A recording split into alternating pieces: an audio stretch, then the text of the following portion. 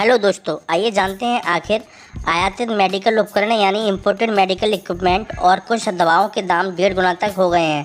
Petroleum के बाद अब हेल्थ केयर के खर्च बढ़ गए हैं। रुपए में कमजोरी, चीन में लॉकडाउन और सरकार की कुछ नीतियों के चलते बीते एक साल में आयातित मेडिकल उपकरणों यानी इम्पोर्टेड मेडिकल इक्विपमेंट और कुछ दवाइयों के दाम 12 से 55% तक बढ़े हैं। इस साल अब तक रुपया करीब 7.5% कमज़ोर हुआ है। इसके चलते मेडिकल उपकरणों का आयात भी लगभग इतना ही महंगा हो गया है। इसके अलावा दवाओं के मुख्य कच्चा माल एपीआई की लागत 120% तक बढ़ी है। एपीआई यानी एक्टिव फार्मास्यूटिकल इंग्रेडिएंट, ये टैबलेट, कैप्सूल और सिरप बनाने के मुख्य रॉ मटेरियल होते हैं। किसी भी दवाई को बनाने में एपीआई की मुख्य भूमिका होती है और इसी एपीआई के लिए भारतीय कंपनियां बहुत हद तक चीन पर निर्भर हैं।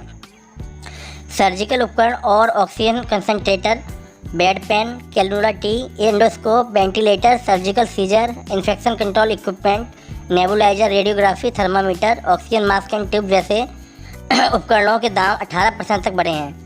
Association of India Medical Device Industry के मुताबिक 2021-22 में 63,200 करोड़ रुपए के मेडिकल इक्विपमेंट इंपोर्ट किए हैं।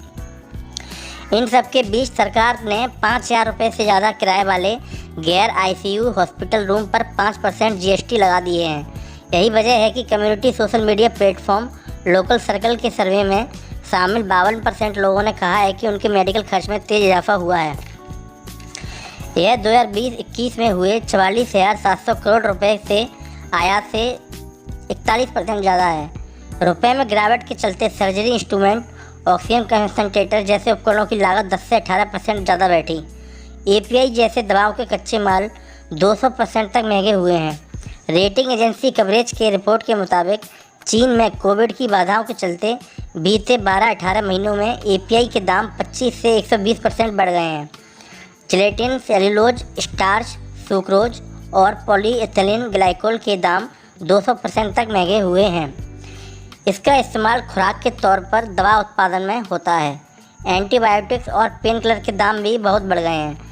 सरकार ने इस साल फार्मा कंपनियों को डोमेस्टिक फार्मूलेशन यानी देश में विकसित दवाओं के दाम 10% तक बढ़ाने की अनुमति दी थी। इसके चलते पेन किलर और एंटीबायोटिक्स के साथ ही हृदय रोग के इलाज में काम आने वाली करीब 800 दवाओं के दाम कम से कम 10% बढ़े हैं। कुछ दवाओं की कीमतें 55% तक बढ़ी हैं क्योंकि उनकी मैन्युफैक्चरिंग में एपीआई जैसे इम्पोर्टेड कच्चे माल का बहुत ज़्यादा इस्तेमाल होता है।